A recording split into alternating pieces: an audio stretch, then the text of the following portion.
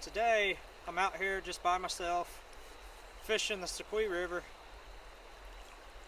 Run behind me has a good bit of fish in it. You saw this on a video that we did a couple weeks ago. This is River's Edge on the Sequoia, and this run is where we pulled several nice fish out of. But I'm going to walk through when I hook a bigger fish, how I go about landing it and kind of rod angles, because a lot of times you see guys, they'll hook a big fish and they're not as experienced. First thing they want to do is hold that rod really high in the air and try to get that fish up to them. Most of the time you got a green fish that's, you know, coming in hot, and they're not having that. If you try to pick them up too early, it'll freak them out and they'll take off, and 90% of the time you'll probably lose that fish. So I'll just walk through some basic rod angles and some techniques and how to get those fish to you, and also how to land a bigger trout when you're by yourself. And let's see what we can do. Here's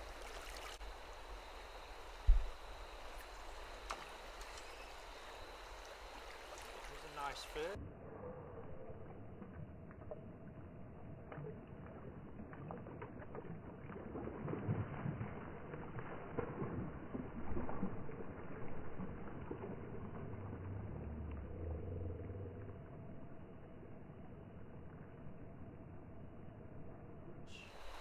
As soon as I hooked him, he kind of got a little bit downstream of me, and I immediately turned the rod at a fairly mid to low angle upstream. The reason I do that is to try to keep that fish up current of me. When you're netting a big fish, it's a lot easier to pull them to you when they're above you, because the current's going to help push them in the net. It's a lot easier to land them that way than try to drag them up current. And most of the time you try to do that, you'll snap a tippet, hook will pop out, or a broken hook, or a broken rod for that matter. So I try to keep these fish up river from me if I can. Hopefully he'll stay right here and I don't have to chase him. So I'm leading this fish. Now he's trying to get a little bit below me, but I'll see how I lead him, put the rod a little lower, and working back up current.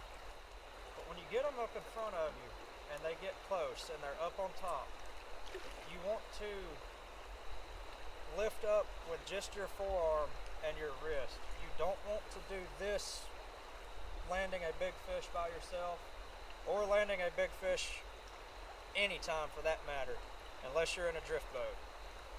I'm going to try to work this fish up above me here. Slowly walk downstream just a little bit, try to get him in this soft water. And when he's ready and I go straight up on him, the key is to try to get him to flop on top of the water. And when he does that, you turn the rod downstream really quick and they'll go into the net.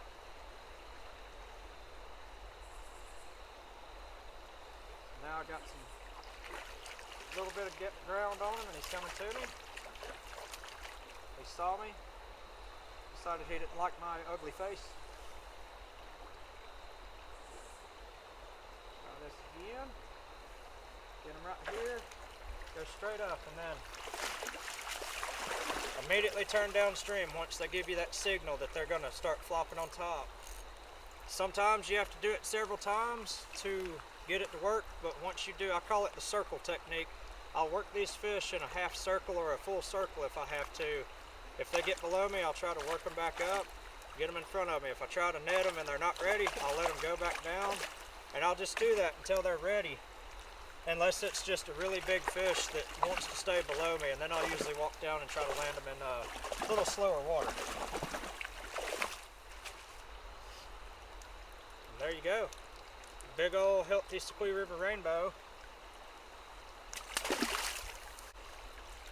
But yeah, hopefully these tips that I gave you while fighting that fish will help you next time. When you're out and you stick a big fish and you're having trouble netting them, just remember, try to get them above you. Don't drag them upriver. Either stay right with that fish where it's straight in front of you the whole time, or slightly above you. When you get ready to net them, try to get them almost directly upstream of you. Flip them over, get them in the net. And another thing I see a lot of people do is they'll go to net a fish and they'll go to net a fish and they'll have the rod like this, and they get it way behind their head and they start stretching out. When you do that, you have no control over that fish anymore. That fish can start going back and forth, and the rod tip will start swaying like this. As soon as you do that, you will lose all control of that fish. So keep your elbow tucked in, forearm up, wrist up like this, and to change the angle, just turn your wrist side to side. Don't do this, don't turn your body, don't do anything like that. Stay right here, stay very centered. Pay attention to what that fish is doing, because I've seen people do this before trying to turn them. The fish will shoot around, and before you know it, they're doing this and losing their balance and fall, break a rod, never know what'll happen. But when you get it right here, lift up slightly if you have to kind of dip down to net them. Sometimes I see people get like this, they go to net a fish and they dip down with their knees, but they also bring the rod down at the same time. I've seen it time and time again. A fish will be right on top of the water, ready to be netted. Somebody goes like this, they dip down, that fish dips down because they didn't keep the rod in one place. So when you're fighting one, you get ready to net it. If you have to dip down to get it, if you're in real shallow water or for whatever reason, dip your knees down, keep that rod in the same place, keep that constant pressure on them, and keep that fish on top of the water. Because if you dip the rod down and he gets his head back down, you got to go through that whole process again, and that's not fun. So hopefully these tips will help y'all out, help y'all land some more better fish, and we'll see you next time.